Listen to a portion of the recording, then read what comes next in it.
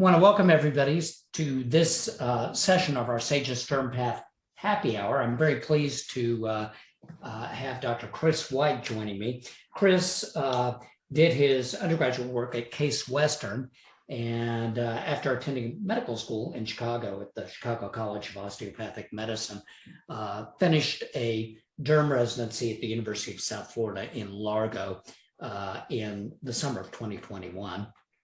And I thought it'd be very helpful to have Chris on to kind of discuss the transition from residency into private practice. At this point in the year, I realized that most PGY4s are beginning to realize, oh, the time is here. And maybe much of your attention's been focused on the business aspect, negotiating contracts, where am I going to live, items like that. Right now, I think probably, Chris, first and foremost on everybody's mind and the source of a lot of angst is, I got the applied exam coming up. And, you were the first group to take the applied exam. I've tried to, as somebody who's engaged in resident education, drive home the point to the residents that preparation for this should be different than it is for the core exams. That the focus primarily on the core exams is, have you mastered the material? Whereas with the applied exam, it's more, do you know how to utilize the material in clinical practice? And so as a result, I think, you would be spinning your wheels if you went back and tried to prepare for the applied exam like you do for the core exam. But anyway, I thought it would be very useful for you to kind of talk in very broad strokes about how you found the exam and how you prepared for it. Yeah, gladly. Well, first of all, thank you, Dr. Davis, and the rest of the Sages Diagnostics team for having me to talk. I've always been wanting to give back for all the great resources you provided for us in training. So I'm happy to be here with you.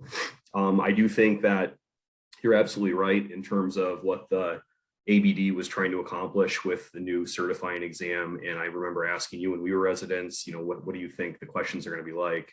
What should we be doing?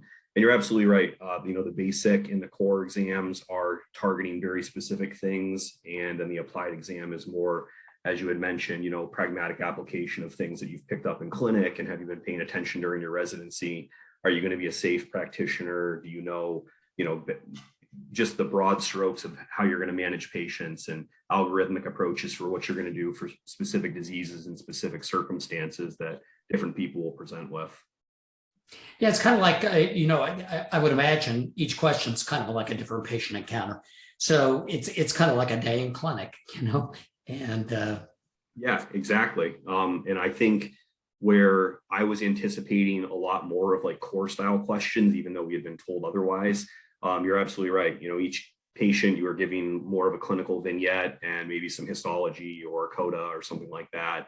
And then it's really aggregating all that data together and trying to, summarize it into a plan of action and a diagnosis and management strategy, which is very different than just, regurgitating the kilodaltons of some obscure protein that's really irrelevant clinically. Yeah, exactly. So it sounds like, again, the ancillary data path, et cetera, is embedded in the clinical vignette, and probably so the focus is a lot more on second order questions than it is. Yes. Everything second, third order.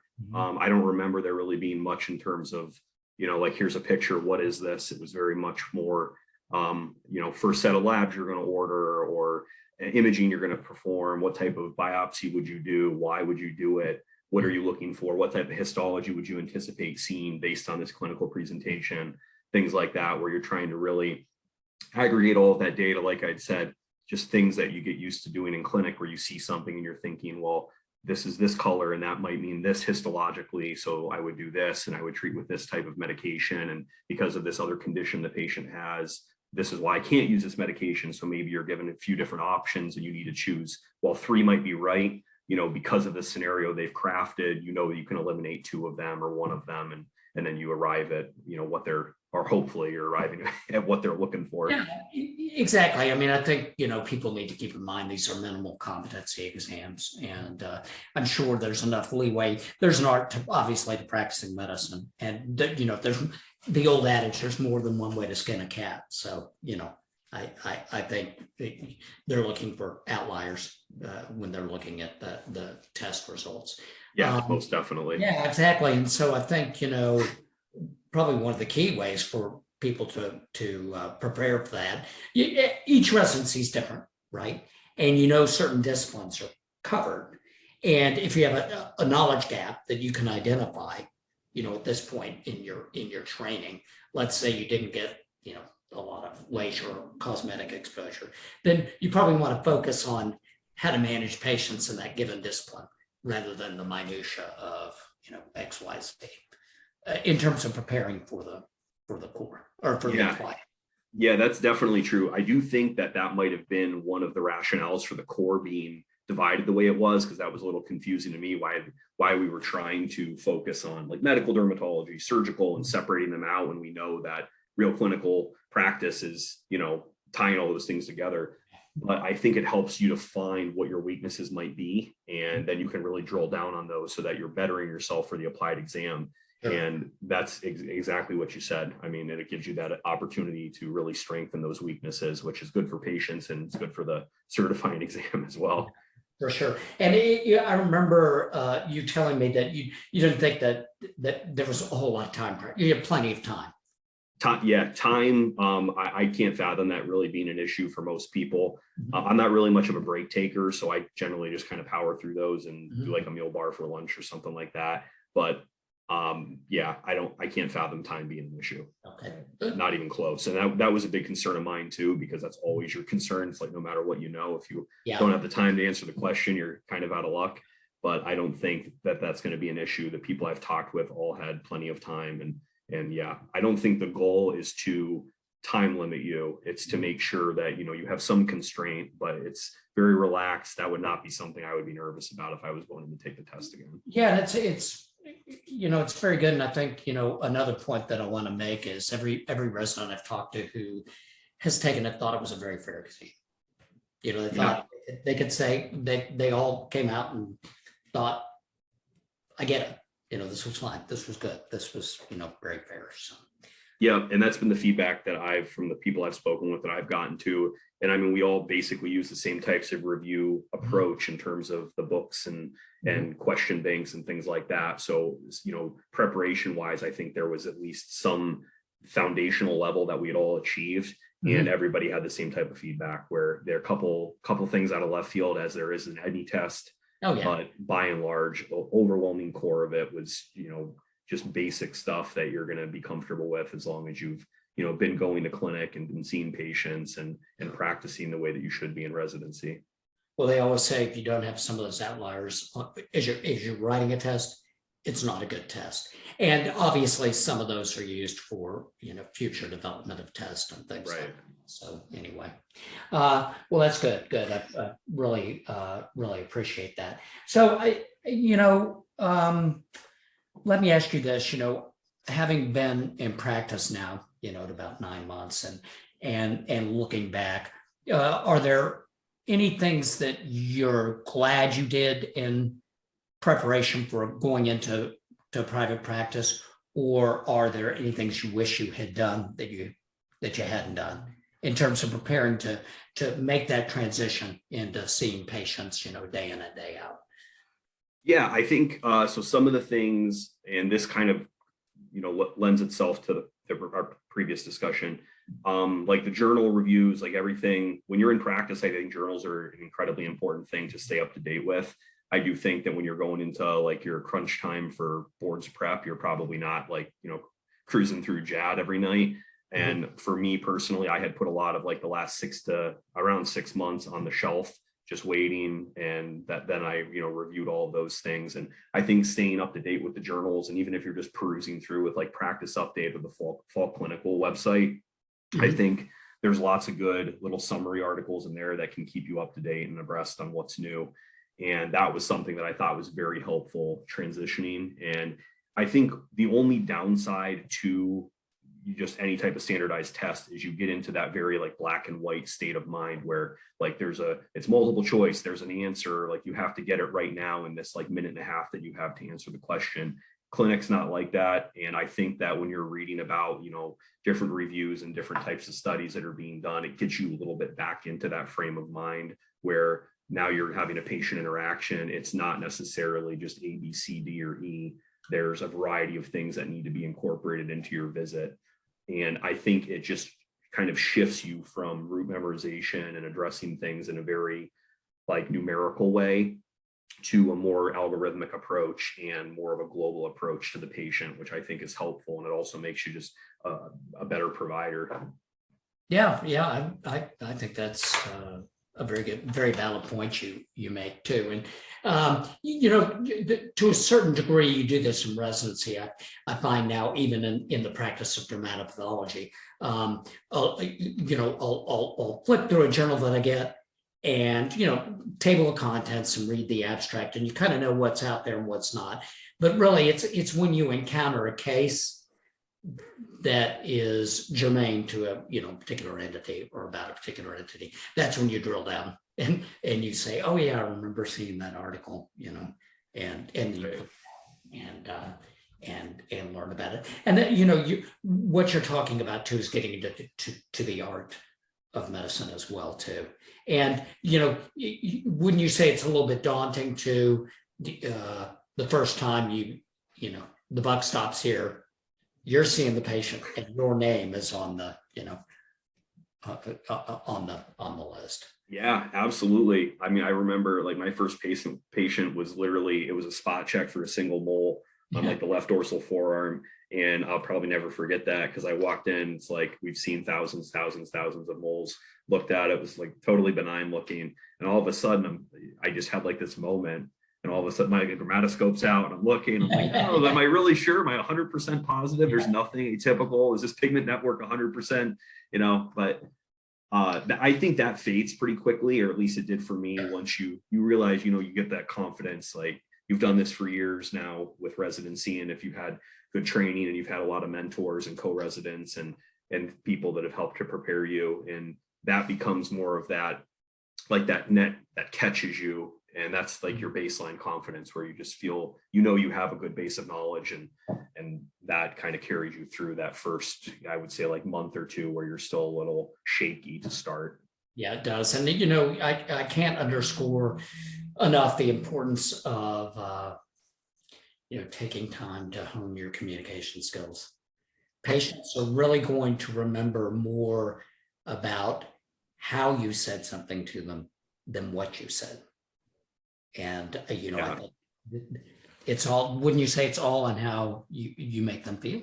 Oh yeah, I mean 100%. And I think even more so now than ever, perhaps, medicine is becoming more of a service industry, where people are realizing that, it's tough to get in to see a dermatologist. So you have a little bit of an added benefit there, but I don't think that's something that we should necessarily, rely on, that patients are going to be just driven to you by sheer supply and demand. And there is a part of it where you do have to be your communication skills, as you'd said, but you have to be a good caregiver, not just the medicine that you're delivering, but the actual care, that you're letting people know that you're interested in their plight and that you're trying to help them get better. And whether that's with medicine or by giving them some other type of advice about lifestyle changes or things that they can do, or, how their mental state might be impacting things depending on what condition you're seeing. There's a lot of different things you can offer. And I think that's particularly a bit of a struggle in dermatology, where you're caught into trying to see lots of patients, lots of volume, maybe not with the amount of time that you'd like to spend, and you're trying to stay on track and keep your schedule together.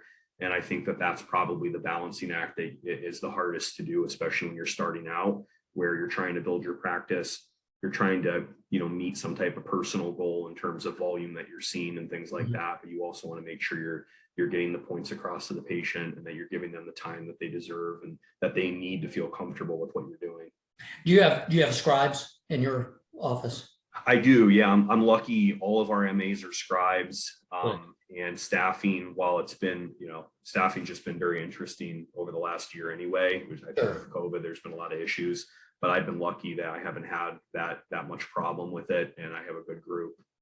Well, that makes a huge difference. Where I was going with that is, and as obviously slides don't have appointment times, so I don't have to worry if I'm neglecting the slide, but as a patient, there's a huge difference between going into an office where the doctor is doing all the data entry and there's a scribe doing the data entry, because you can make that eye contact, and you can give that patient, even if you're on a tight time schedule, 2 to 3 to 4 minutes of focus time where there's touch and you've got my attention and I'm not having to type things. So I think that makes a huge difference. A couple of other questions, and you and I have discussed this as well. It can be a little bit daunting when you're by yourself and you don't have anything to run anybody by. If you're in a group practice, obviously you can use your colleagues, but you have indicated to me too that you've kept some of those relationships tight with co-residents. So your former residents, you can even bounce things off of, which is, I think, helpful. Yeah, I really can't underscore that enough. I've been, my program is we've been lucky that a lot of us have stayed very close throughout training, and that's residents above me and below me. I also stay in touch with a lot of my resident mentors, and I've called and texted them. I've actually referred some patients, and I practice across the country, but that's how small the world dermatology is. But I've made calls. I have an active group text message with some of my past residents, and it's very, very active. And I mean, most of it isn't even complex stuff. It's just checking in, making sure that, everybody is aware of, maybe a new treatment popped up, or if somebody read this new article or this new review study, something like that.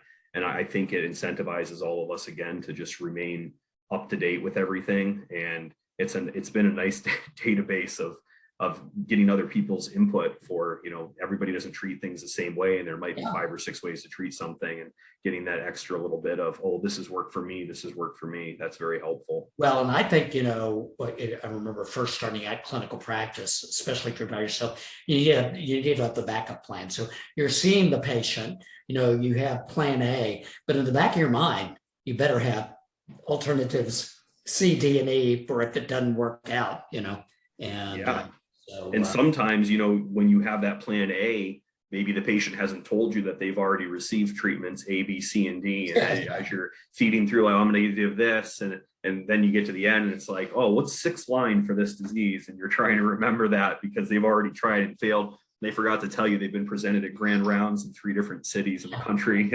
Oops, I didn't tell you that. Yeah, exactly. It can definitely be problematic. And the other thing is too, occasionally, I think, not even for the complex cases, sometimes you just need a reality check. It can be something simple, but, all periodically with cases say, I'm not crazy, am I? I mean, it's good to get that validation, I think, sometimes. The other question I was going to ask you was, did anything surprise you with your practice or private practice in general about use of medications? I think at one point you said that it would behoove most people in residency to come out with good knowledge of biologics. Because I mean, obviously a lot of the patients will come in knowing that there's something out there, Yeah. I mean, we are in that age now where commercials, every biologic's got commercials. They're all independently trying to peddle themselves to the patients. And they all will come in knowing that that's what they want. They want this biologic for their psoriasis or this for their eczema, whatever it may be. And that's great. And the biologics are fantastic. And a lot of the time you can achieve really terrific results with them. But that's not always, the way insurance is willing to deal with it. And I mean, one of the benefits of private practice, which there's pros and cons to every type of practice, of course, is that you can usually get those biologics eventually. But you still, you have to put your patients on methotrexate, maybe failing light therapy. And I do think that if you're in a program that is reliant or very heavily reliant on either oral, immunomodulators or immunosuppressants, and you're not getting that exposure to biologics or vice versa, you need to really go back and make sure you're rounding out that knowledge base for especially working up patients when you're getting ready to put them on immunosuppressant drugs, and knowing other things to look out for and drugs that you don't really want to mix together.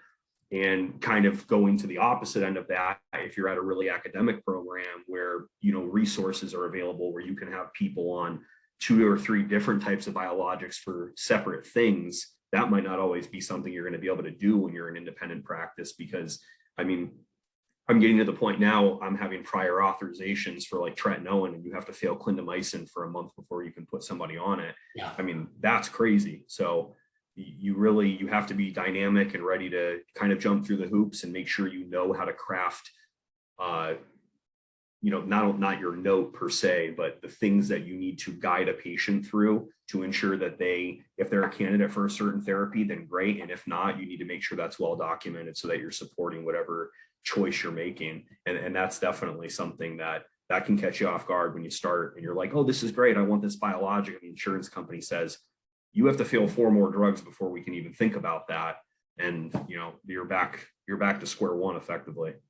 It's pretty labor intensive, it really is. And I think, in residency, a lot of that stuff occurs behind the scenes and somebody else is doing it for you, and then, first time that happens to you, someone says, no, I don't think so. And you're like, what? And then the other thing is too, obviously, of course, most people have dealt with that in residency. Sometimes, patients don't have insurance, they can't afford things. And so you better have some tried and true things that you can do. So. Yeah. And that's actually a good point. One of the other things I would recommend for people, if they're going into a private practice or maybe just moving to an area that they're not ultra familiar with, making sure you know where good nearby referral centers are for things like laser therapies. Like eczema would be a good example of that. And if you're coming from a practice that has like PDT or narrowband or PUVA and things like that, and you're moving to a group that doesn't have it, make sure you're ready to then adjust your practice style to accommodate what resources are available to you, or make sure you know where you need to send your patients to get access to those things, or what types of companies there are out there that can get you access to like narrowband and different types of light treatment, because that can definitely be a big surprise as well. Good idea too, I think, to if you've got one available, to find a good pigment and lesion clinic to yes patients who are at high risk for melanoma. Yeah, absolutely. Good. Well, I think that this has been great so far, Chris. By the way, too, if anybody has any questions, please feel free to email me at tdavis@sagesdx.com, and I can pass them on to Chris. Yeah, absolutely. Have any questions for him? But I think I'd like to close out by talking a little bit about work-life balance. Because I think it's hard. It's hard, and it's hard to keep things in check. So if you can, speak to that, I think that would be great. I mean, you moved into practice with a newborn, correct? So yeah. I have a 1-year-old, and we did, between her being born, boards, and moving across country, that all took place in 3.5 months. So that was that path was a little different. I wouldn't necessarily recommend that part, but in hindsight, I wouldn't change anything about it because it worked out great. But yes, the work-life balance is definitely, I think the hardest part is actually finding what to do with the new time you will have when you're done with residency. Your weekends are free. Your nights are by and large free. I mean, the first couple months, you're kind of just inundated with trying to, stay afloat with things. But once you get cruising and you're more comfortable, trying to find things to remember all those things that you could do when you have spare time: exercising, seeing family and friends, traveling. COVID obviously restricted a lot of that in the last few years. Getting back to conferences, there's lots of good things that I think you can spend your time doing and not feel bad about, that you're not studying, that you're not reading your review books and things like that. I also think, physician burnout's become a huge topic lately. I was just reading a survey last week. So derm's always been relatively low. It's still low, but 33% of derms are now saying that they're feeling burnout. And, that's really unfortunate. And I think it's easy, right? Myself, for example, just started not feeling burnout. It's hard to really even think that, but I can definitely understand with how, the bureaucracy of medicine, the direction that things are going, how people can feel that way over time. So I think being able to find a way to mentally decompress, disconnect yourself from your EMR. So like the electrification of healthcare has been nice, but at the same time, like, you're always accessible. Like my nurses and office manager can always get me. I can get tasks through my EMR all the time. So I've gotten to this point now where, past a certain time at night, I'm done. Like my work is done. I will check things the next day, and my staff knows that.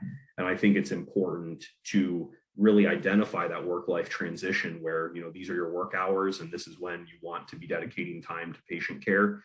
But then you need time for yourself, and you need time for self-care as well, and caring for your staff, your family, and things like that. And I think that helps to create a good work environment and helps hopefully keep us all in the field for a long time. Because I think that we're very lucky that dermatology is one of those fields where, you can really practice almost indefinitely. You can decrease your hours and work really as long as you want. Mhm. But I think that the hardest part going forward is going to be trying to balance out that physician burnout portion. And I think just setting good lines in the sand for when you're going to be working and when you're relaxing is the most important part of that. I couldn't agree more. And I think I think you have to be patient with yourself, because most people, it's been years of work to get to point A, which was transitional to B. So work to get to B, work to get to C. And, most people get out of dermatology residency 30, 31, 32, and you've had a lifetime of doing that. And it's kind of foreign. So it takes a while, a lot of self-talk. And I would encourage people to, I don't think it's a bad idea to get some counseling, for somebody to tell you it's okay, chill out. And it takes a while to start activating that part of your brain and identifying different areas of interest, but you have to be a little patient with yourself, because I think it takes a while. It's taken a while to get to where you are. It takes a while to relax that way too. Speaking of to what you were talking about earlier, I've got a friend in practice. He's been in practice now for about 10 years, and he actually, at a certain point on his phone, will put a message on that says, I don't, after work hours and during family time, I don't answer calls or take text. So if you're texting him, he'll get it, but that pops up as a return. So, you set expectations there. And I thought that was a very good way to do it, Yeah, that's a great idea. But it's kind of hard. Anything else I'm missing, Chris? Any words of wisdom in closing?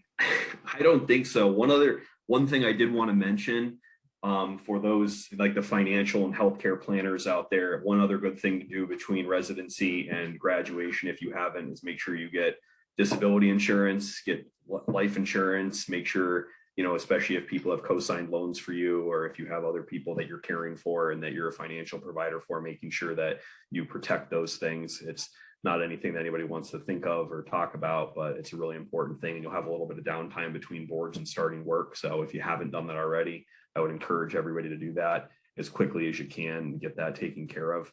And then otherwise, I think at the end of the day, it's important to remember that, all these standardized tests are fleeting, and eventually you get back towards the patient care. And we're still in a fantastic field, and we have the benefit of being able to see patients and practice in a dynamic field every day and take part in general medical and surgical dermatology. And I think, it's just sometimes you need to focus on that light at the end of the tunnel on those days where you're going through things that might not be the most exciting, both in terms of life and just studying for things too, and just keeping that in mind. Yeah, I've speaking of that, Chris, I recently joined up, lifetime certified, but I started the CertLink program that is having now, and it's great. I really have enjoyed it. I mean, it's a very good program because it's tailored to the nature of your practice, and you kind of pick the articles you're going to read and then get tested on them, as well as some general stuff. And I've been very impressed with it. Very impressed with it. So. Yeah. I just actually registered, but we can't open, get into it until July because it's, after your first year. Yeah, right. And they tailor it. I mean, you feed in a data, you take a survey that's fairly lengthy. Did you take that survey? No. You take a survey about, what your interests are and stuff. I mean, it's a 15 to 20-minute survey, and then they pull together a profile, a training circuit for you, if you will, that is applicable to your practice. So they've really designed it well, I think. Which that's good.